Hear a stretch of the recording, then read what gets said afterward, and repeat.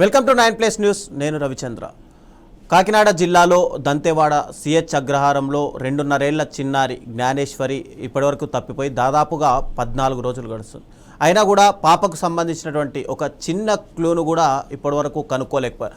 దాదాపు 400 మంది SDRF NDRF బృందాలు అందరూ కలిసి కూడా ఎక్కడికక్కడ ఈ 500 ఎకరాల భూములను అడవులను పూర్తిగా జల్లెడబడుతున్నా కూడా పాప ఆచూకీ మాత్రం సాధ్యం కాలేదు. అసలు పాప తప్పిపోవడానికి ఏంటి రీజన్ ఉండొచ్చు? అసలు పాప ఎప్పుడు దొరికే అవకాశం? నిజంగా పాప ఏ వన్యమృగాల దారిన పడలేదా ఉందా? దీనికి సంబంధించి శాస్త్రీయంగా మనం మాట్లాడడానికి మనతో పాటు స్టూడియోలో అటు అందుబాటులో ఉన్నారు రాఘవ శర్మ గారు. రాఘవ శర్మ నమస్కారం. అంటే ఒక చిన్నారి దాదాపు 2.5 సంవత్సరాల చిన్నారి ఆడుకుంటూ తప్పిపోయి దాదాపు ఇప్పటికి 14 రోజులు అయింది. అటు కుటుంబం కానీ ఆ గ్రామాలు కానీ 2 రాష్ట్రాలు కూడా శోకసంద్రంలో పడిపోయాయి. పాప క్షేమంగా రావాలి. అసలు నిజంగా పాప తప్పిపోవడానికి రీజన్ ఏమై ఉంటుంది? అసలు పాప వచ్చే అవకాశాలు ఉన్నాయా ఇప్పటివరకు? కరెక్ట్గా వారం క్రితం అనుకుంటా నన్ను అడిగినప్పుడు చెప్పా. నేను చెప్పిన తర్వాత అచ్చుగుద్దినట్టు అదే జరుగుతోంది అని ఎంతోమంది మన మీడియా మిత్రులు కానీ డిపార్ట్మెంట్ సోదరులు కానీ చాలామంది నన్ను కాంటాక్ట్ చేయడం జరిగింది. అప్పుడు ఏం చెప్పానంటే, పాప ఎటువైపు అయితే వెళ్ళిందో దక్షిణ వైపు చూస్తే మీకు కొంత ఆనవాళ్ళు ఆధారాలు దొరికే ఆస్కారం ఉంది, అటువైపు చూస్తే మంచిది. ఇంకొక విషయం ఏమిటంటే, పాప పసిబిడ్డ, లేత పాదాలు. సో ఆ పాప ఆడుకునే క్రమంలో 100 నుంచి 200 మీటర్లు మించి వెళ్ళే అవకాశం లేనే లేదు అక్కడ. అయితే పాపని ఎవరైతే వ్యక్తిగతమైన ఆశలు, కోరికలు, ఇష్టాలు ఉంటాయో వాళ్ళు ఈ చేతబడులు, క్షుద్ర పూజలు అనే చేసేటప్పుడు ఇలాంటి బలులు ఇస్తే ఏ దిక్కుమాలిన గుప్త నిధులు వస్తాయి, శక్తులు వస్తాయి అని కొంతమంది మూఢంగా నమ్మేవాళ్ళు వాళ్ళ కార్యక్రమాల కోసం ఇటువంటి పసిమొగ్గల్ని నాశనం చేస్తారు. ఇది వాస్తవం. అయితే ఇప్పుడు వీళ్ళంతా డ్రోన్లతోనూ డిపార్ట్మెంట్తోనూ ఇంకా హై రిస్క్ ఆపరేటర్ ఎవరో వీళ్ళందరితో అన్నీ చేస్తున్నారు. కానీ అక్కడ చూడాల్సింది ఏంటంటే అంతర్గతంగా భూమిని శోధించాలి. ఈ ఆర్కియాలజీ డిపార్ట్మెంట్లో బాంబులు ఎక్కడున్నాయో, ఖనిజాలు ఎక్కడున్నాయో, ఇంకా ఇతరత్ర నిధి నిక్షేపాలు ఎక్కడున్నాయో, పురాతన వస్తువులు ఎక్కడున్నాయో పరిశీలించేటటువంటి కొన్ని ఆధునిక సాంకేతిక విలువలు కలిగినటువంటి ఎన్నో యంత్రాలు ఉన్నాయి. వాటిని తెప్పిస్తే చాలా దగ్గరగానే వీళ్ళకి అన్నీ దొరుకుతాయి. నేను కరెక్ట్గా 8 డేస్ బ్యాక్ చెప్పాను, ఈ కుక్క వెళ్ళింది వచ్చింది అంటే అది బ్రతకదు. ముందే చెప్పా, మీరు విచారించండి కావాలంటే. ఆ కుక్క కొంచెం వేరే విధానంలో తేడాగా ప్రవర్తించడం జరుగుతుంది. శుష్కించి 3 నుంచి 4 రోజుల్లో చచ్చిపోతుంది. ఆ కుక్క యొక్క పొట్ట చీలిస్తే ఖచ్చితంగా విషపూరితమైన గుళికలు కానీ, ద్రావకాలు కానీ, పదార్థాలు కానీ ఉంటాయి అని అప్పుడే చెప్పా. ఇప్పుడు మీకు మనిషిగా, నారసింహుడి బిడ్డగా మనస్ఫూర్తిగా నేను కోరుకుంటున్నా పిల్ల దక్కాలి అని. కానీ పిల్ల అక్కడ లేనే లేదు. ఎక్కడ లేదో అక్కడ వెతుకుతున్నారు. సో ఇప్పుడు ఆకాశంలో నుంచి చెక్ చేశారు డ్రోన్ల ద్వారా, మనుషులు చెక్ చేశారు, ఈ బెటాలియన్ చెక్ చేశారు. కానీ కొంచెం ఆలోచిస్తే, మరి మొన్న చెప్పారు ఏదో కొండచిలో మింగింది. ఇక్కడ తెలుసుకోవాల్సిన సైంటిఫిక్గా మీరు తెలుసుకుంటే, కొండ చిలువలు కానీ ఏవైనా సరే మింగితే ఆ యొక్క మేక, గొర్రె అనుకుందాం, పాప గురించి మాట్లాడడం నాకు ఇష్టం లేదు, తింటే మేక యొక్క, గొర్రె యొక్క కొమ్ములని, పళ్ళని ఉమ్మేస్తుంది. అది ఉమ్మేస్తుంది, మింగదు. ఒకసారి అవన్నీ మింగి ఉమ్మేసిన తర్వాత వెళ్ళి చెట్టుకు చుట్టుకుంటుంది కొండ చిలువ. ఎందుకని? లోపల ఉన్న ఆ భాగాలన్నీ నుజ్జవడానికి. సో ఇప్పుడు ఆ రకంగా చూసుకుంటే కొండ చిలువ మింగిందేమో అని ఎవరికి ఏది తోస్తే అది చెప్తున్నారు. మింగితే పాప ఒంటి మీద ఉన్న బట్టలేవి? కొండ చిలువ మింగదు, శాస్త్ర విరుద్ధం, అది మింగదు. ఏది? సో ఇక్కడ క్లారిటీ ఉంది. ఎక్కడ ఈ మధ్యలో బొమ్మలు దొరికాయి, it was not at all by baby, ఆ పాపకు సంబంధించినవి కాదు. ఇది వాస్తవం. ఏవైతే బొమ్మలు చూపించి పాప ఇక్కడికి వచ్చింది, పాప ఆడుకు, ఇవన్నీ తప్పు. పాప కేవలం కొంత దూరం ఆ నడిచే క్రమంలో వెళ్ళినప్పుడు అక్కడి నుంచి పాపని తీసుకుని వెళ్ళడం జరిగి ఉంటుంది అని 100కి 1,00,000% చెప్తా. జాగ్రత్తగా గమనిస్తే వాళ్ళకి అక్కడే తెలుస్తుంది. ఆ భూమిలో ఉన్నవి కనుక్పెట్టేటటువంటి ఆధునిక యంత్రాలు ఏవైతే ఉన్నాయో వాటి ద్వారా తెలుసుకుంటే వాళ్ళు కొంత అవకాశం ఉంటుంది. పాపను రాజమండ్రిలో చూసాం, వైజాగ్లో చూసాం, ఎవరికి తోచినట్టు వాళ్ళు మాట్లాడుతున్నారు. పొలిమేర కూడా దాటలేదు. కానీ వాస్తవంగా చెప్పాలి అంటే ఇప్పుడు ఆ పాప దొరకాలని మనిషిగా కోరుకుంటున్నా దొరికిన తరువాత ఎన్ని రోజులు అనేది మాత్రం చెప్పలేం. ఎందుకంటే కుక్కకి ఏ రకమైన స్థితి వచ్చిందో, ఏ రకమైన కష్టం వచ్చిందో అదే కష్టంలో పాప ఉంది. మీరు గమనించండి, అందరూ కూడా ఈ గ్రేహౌండ్స్ వాళ్ళు కానీ, పోలీసులు కానీ, ఇంకొకళ్ళు కానీ అన్ని రకాలుగానే వెతుకుతున్నారు. భూమిలో ఉన్నటువంటి విధానాలు ఏవైతే వెలికి తీస్తారో ఆ రకంగా ప్రయత్నం చేస్తే బాగుంటుందేమోనని నా ఆశ. పాపకి జూన్ 3వ తారీఖు నుంచి 2 నెలల 18 రోజులు భయంకరమైన కష్టకాలం. ఆ సమయంలో ఏదన్నా జరగచ్చు, ఇక అనుమానం లేదు అందులో. కాకపోతే మనిషిగా నేనేం కోరుకోవాలి?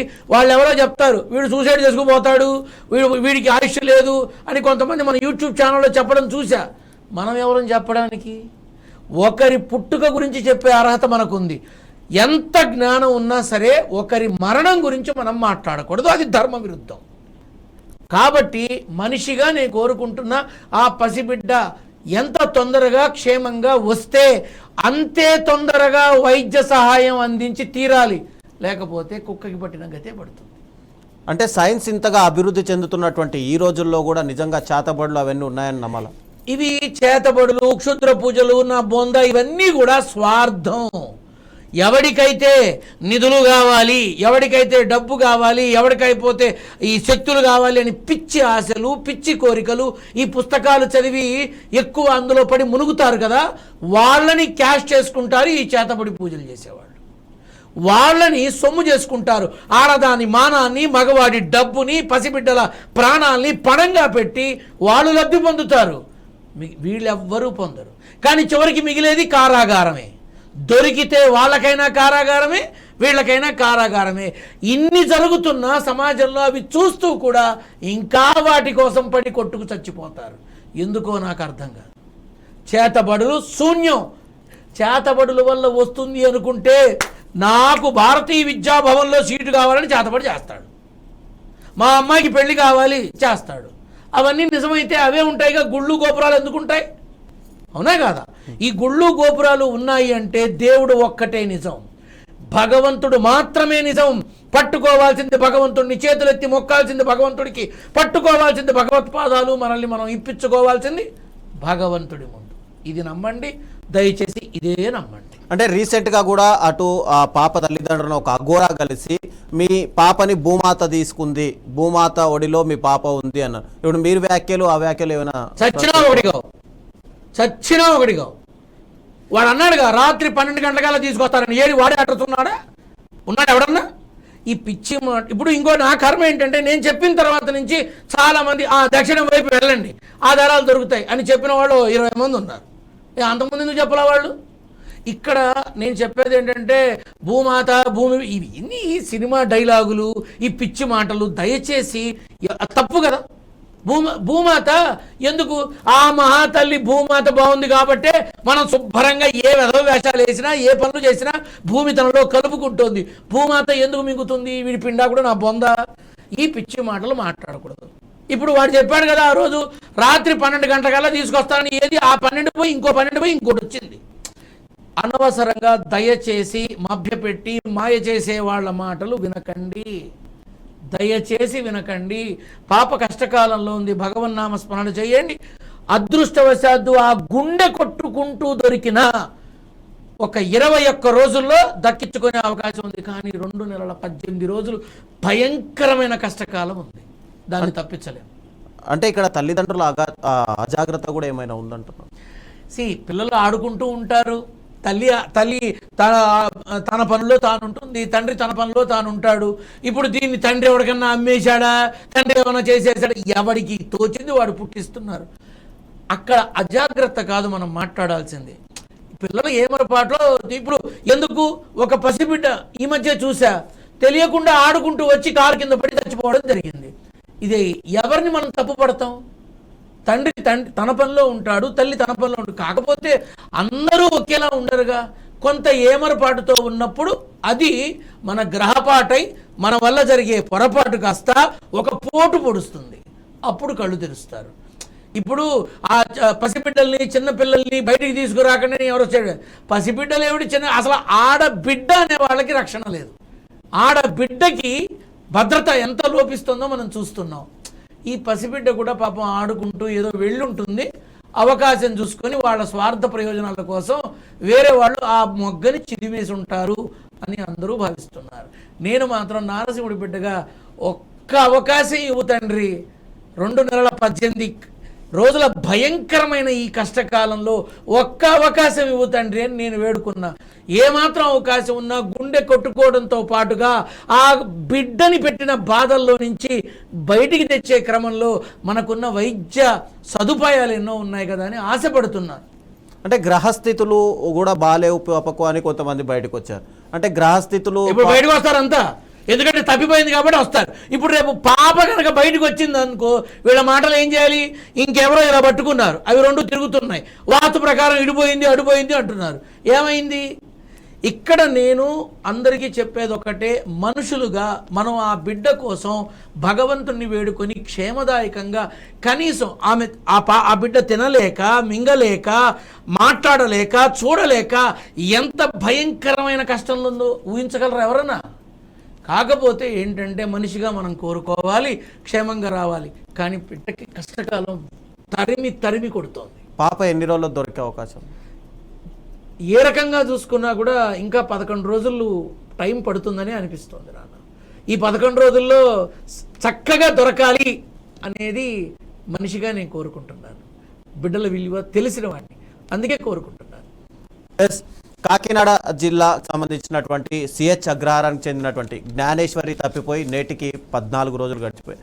అయితే పాప క్షేమంగా ఉండే అవకాశాలు ఉన్నాయి. కాకపోతే ఎంత త్వరగా దొరికితే తన ఆరోగ్యం అంతగా బాగుపడే అవకాశాలు ఉన్నాయని చెప్పి రాఘవేశ్వర వారు చెప్తున్నారు. నిజంగా పాప త్వరగా కోలుకోవాలి, త్వరగా తన తల్లిదండ్రుల చెంతకు చేరాలి అని చెప్పి అటు 9+ ద్వారా మనం కూడా కోరుకుందాం.